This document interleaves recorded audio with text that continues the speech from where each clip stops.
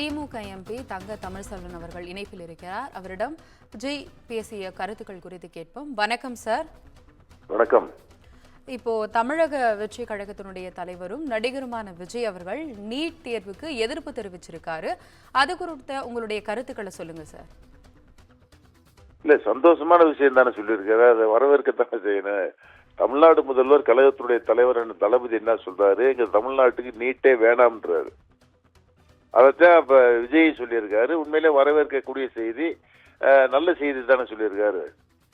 Sir, புதிய கல்விக் கொள்கைக்கு எதிர்ப்பு தெரிவிச்சிருக்காரு. அதை பத்தின உங்களுடைய கருத்தை சொல்லுங்க சார். அது புதிய கல்விக் கொள்கைன்றது மத்திய அரசு முழு அதிகாரத்தையும் எடுத்துக்கிறது. மாநில அரசுக்கு எந்த அதிகாரமும் இல்லை. எங்க தமிழ்நாடு முதல்வர் கழக தலைவர் அண்ணன் தளபதி அதைத்தான் சொல்றாரு. கல்வி, சுகாதாரம் எல்லாத்திலயும் எங்களுக்கு முழு சுதந்திரத்தை கொடுங்க, முழு அதிகாரத்தை நீங்க வச்சுக்கிட்டீங்களாக எங்களால இது சரியா சேவை செய்ய முடியாது. அதனாலதான் பொதுப்பட்டியல் சேர்க்க வேணாம், மாநில அரசு கண்ட்ரோல்ல இருக்கட்டும் சொல்றாரு.